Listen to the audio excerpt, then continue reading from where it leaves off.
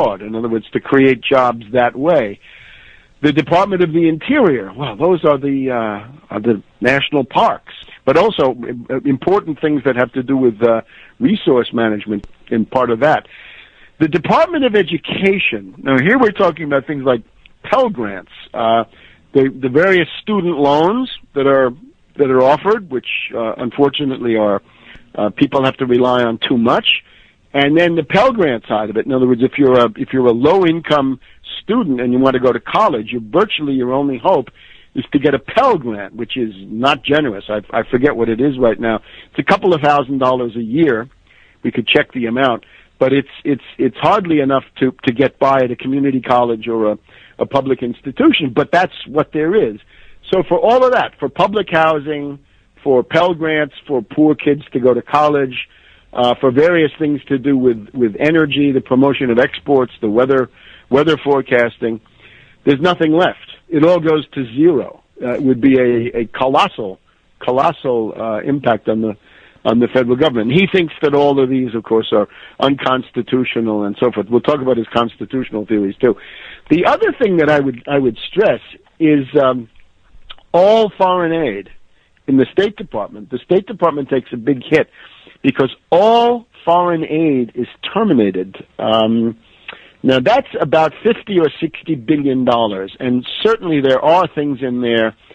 For example, that we're told that the U.S. claims that they paid $10 million to try to hijack the latest Russian elections, right? To get people to vote against Putin, to get them to vote for candidates in some cases who are national Bolsheviks. Anybody but Putin seems to be the idea. Now, in reality, it's more than 9 or 10 million. It might be 100 million. Who knows what it is? So there are things in the foreign aid budget which are, I think, reprehensible and should end. But then, let's not throw the baby out with the bathwater. One thing is, if you look at the situation of food in the world, emergency food aid available on planet Earth, the United States, in spite of everything, still provides 57%, well over half, of all the food aid in this world. And it comes down to, in particular, about 2.5 million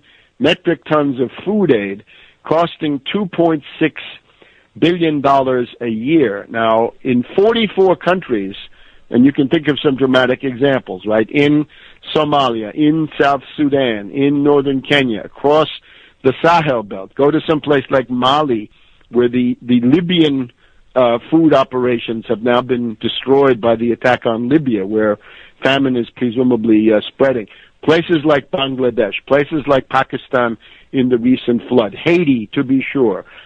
Make a catalog of all disaster and famine areas across the world, and you will see that the U.S. is there, right? This is food for peace, as Kennedy called it. So the Kennedy Food for Peace program would simply cease to exist. Now, I don't have statistics to back this up, but I would invite somebody to consider, to score this, not in terms of deficits, but in terms of human lives, as indeed all of these, everything that we've talked about so far, has implications for morbidity, mortality, longevity, all kinds of effects on human life, all of them generally negative.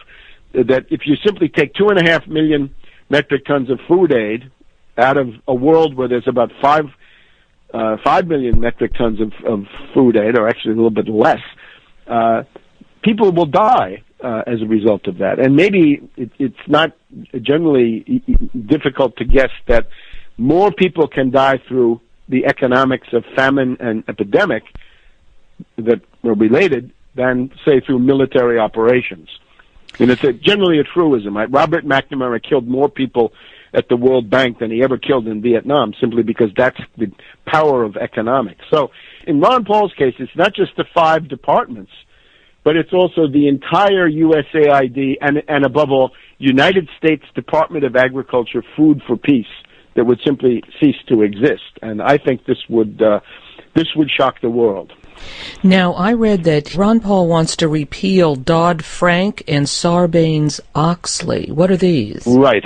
He wants to deregulate everything, and this has to do with his his ideology, right, the so-called Austrian school, which is that government intervention in any form in economic life is inadmissible. It's wrong. He tries to argue that this is unconstitutional. I don't think he has any case at all for that, given U.S. history as well as just the U.S. Constitution as a document. But he wants to get rid of these things. Now, these are not good laws in general. On the other hand, the wholesale is what got us where we are, right? Just take two examples. Deregulation and privatization. Well, privatization of what? The Republican debates in general say, oh, Fannie Mae and Freddie Mac and subprime lending to minority groups in, rundown neighborhoods, those people buying homes, that's what caused the Depression. Well, even if you want to take that seriously, which I don't, you'd have to say, how did Fannie Mae and Freddie Mac, that were founded as government organizations, agencies, back in the New Deal or more recently, how did they become private entities? Well, they were privatized. So you had the worst of all possible worlds. You had a private management for profit, but with an implicit guarantee from the federal government for the agency bonds that they put out, the Fannies and the Freddies. So if you want to know, even in terms of the reactionary's own argument, where the Depression comes from, you'd have to say it comes, number one, from privatization. Now, of course, Fannie and Freddie are a tiny, tiny part of the real story. The real story is derivatives. In other words, that colossal edifice of credit default swaps, collateralized debt obligations, structured investment vehicles, repos, and so forth.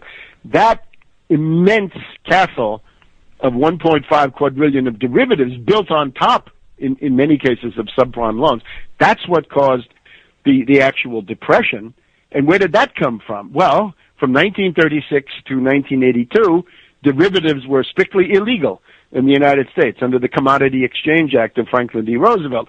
And it was the deregulation of derivatives from 1982 to the Elder administration, to Rubin and Greenspan and Summers and these people in the late 90s.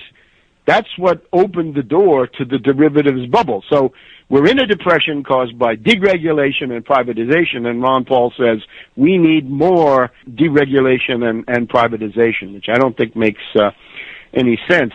The other thing that's worth pointing out is in terms of economic policy, Ron Paul was against the bailout, and certainly it was a fine thing to be against the bailout proposed by Bush and Paulson back in October of 2008.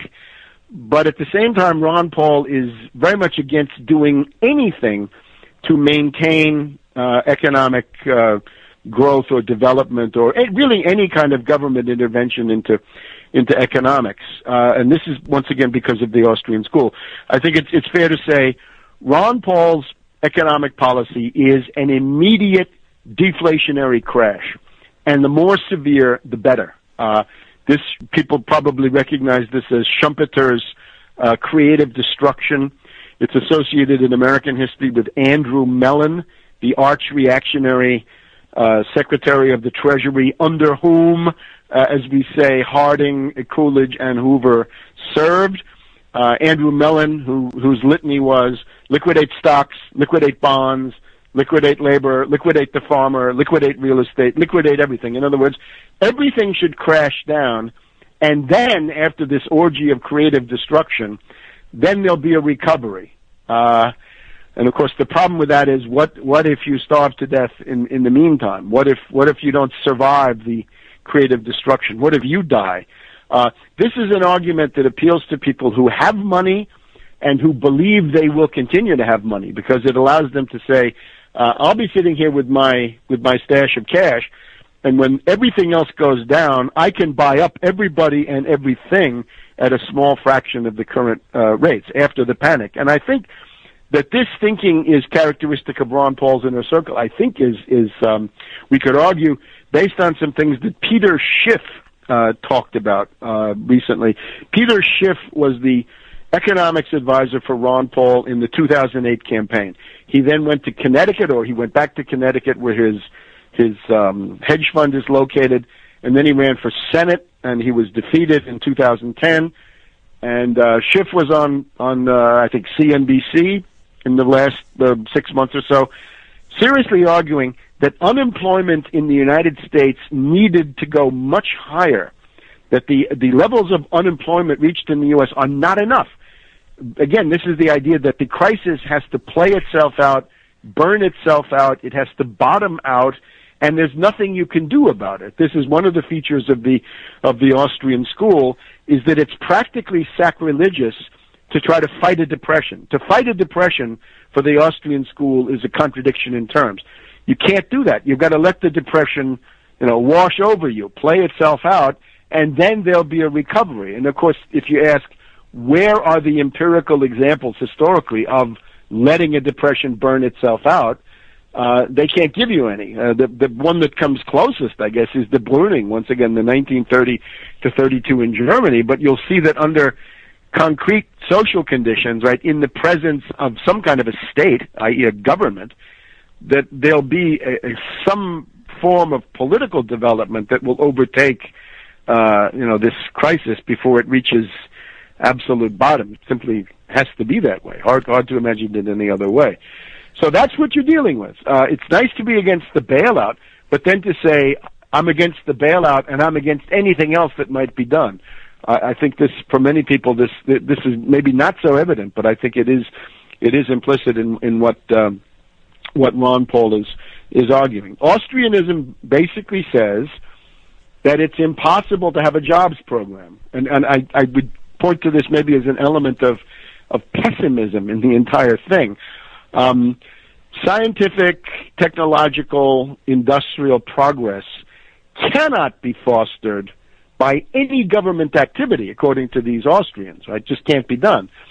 And therefore, they would say, you can't have a jobs program. All you can do is let the market go. In other words, let the market find its own way, so that there's really nothing you can do. And indeed, when you ask these Republicans in general, what's your jobs program? They'll say tax cuts, deregulation, and cut government employment and so forth. In other words, deflation and austerity. And you'd say, well, where's the jobs program in that? And they'd say, well, there can't be a jobs program because jobs created by government in any form are simply not allowable. So it's a very strange universe, this Austrian school.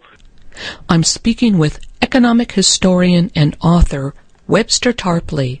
Today's show, Critique of Ron Paul's Austerity Plan. I'm Bonnie Faulkner. This is Guns and Butter. Now, is there anything else in Ron Paul's Restore America budget that we should mention? Well, maybe deflation, huh? This is another one of his, I guess, shibboleths, is fair to say. He wants a strong dollar.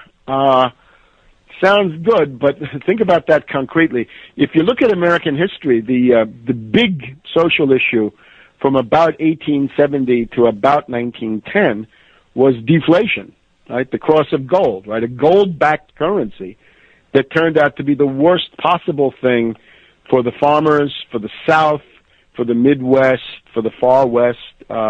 Large parts of the U.S. were sacrificed on this cross of gold as a result of the Specie Resumption Act and the Coin Act of the 1870s, so that when farmers looked at the world, the prices they got were going down, down, down, and the dollars they had to pay back were going up, up, up, because the dollar was getting very strong.